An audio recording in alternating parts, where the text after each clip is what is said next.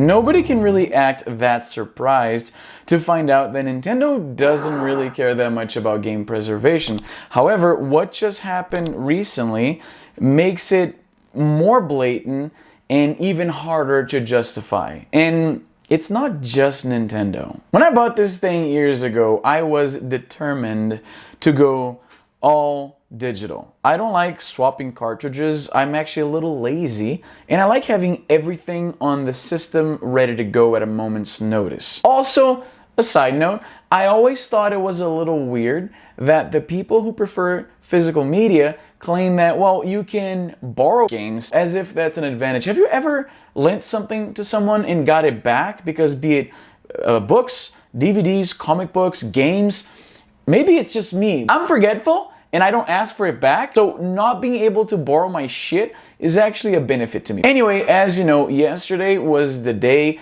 that Mario died. Nintendo decided for whatever reason, actually not for whatever reason, we know why. Nintendo decided that yesterday, March 31st, was the last day that you could buy a bunch of Mario related games, including Super Mario 3D All-Stars, which is a collection of 3 titles, Super Mario 64, Super Mario Sunshine, and Super Mario Galaxy, and Super Mario Bros. 35, which was basically a Super Mario Bros. Battle Royale. Now, when it comes to Super Mario 3D All-Stars, they pull the game from the store, and you can still find physical copies for a while because they're even recalling those, which seems a little excessive. For those who bought it on the eShop, you can still download it in the future, but say if you're going through some economic hardships and you were waiting and you're saving some money to buy your Switch, well, guess what? Now you can't buy those titles. Nintendo has literally forced you to either find an N64, a GameCube, and a Wii, or far more likely,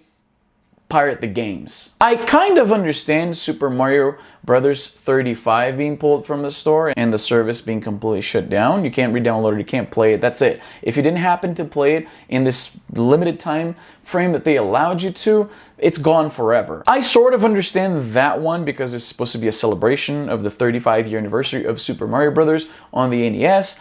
Okay, sure, but pulling Super Mario 3D All-Stars makes 0 sense whatsoever. And even going after the physical copies, which just ensures that the existing physical copies are going to skyrocket in value, it looks like Nintendo's taking a page from Disney's playbook with the Disney Vault and all, hiding things away to artificially generate more interest for the brand.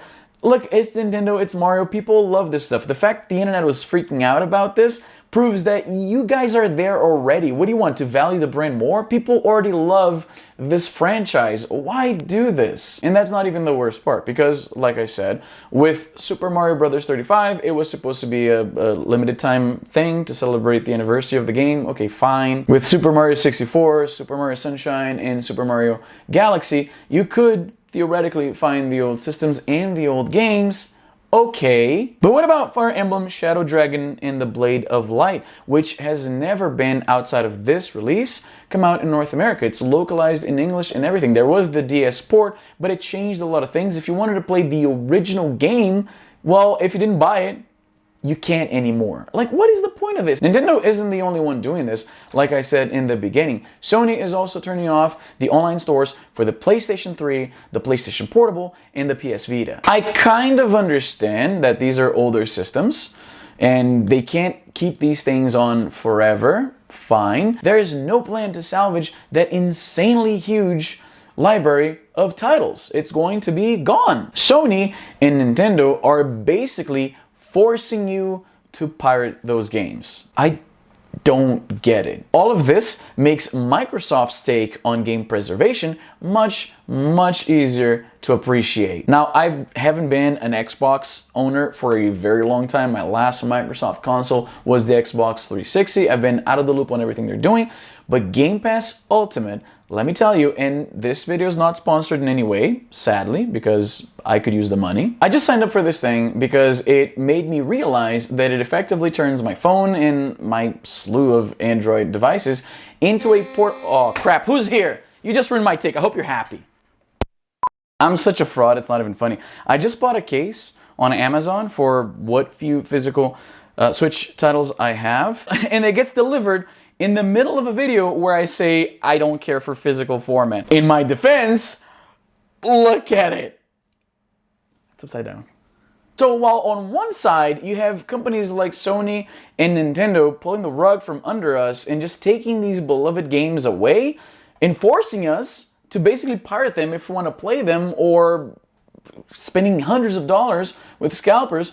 On the other side, you have companies like Microsoft who say, hey, those classic games you guys loved, we love them too. Here you go, play them on whatever system you want, because this thing is key for me. You guys know me. I'm a huge portability nerd. So being able to play Gears of War 2 on my phone or on my GPD XD Plus, that sells the service right then and there. Again, not a sponsored video. I want to make this clear. I wish.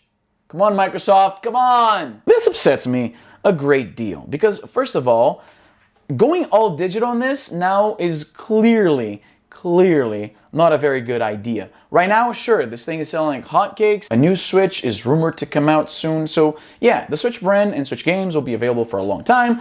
But who's to say this thing will be more than a paperweight in, say, 10 years? For somebody who loves retro gaming, Nintendo, unfortunately, is not the company I should be supporting.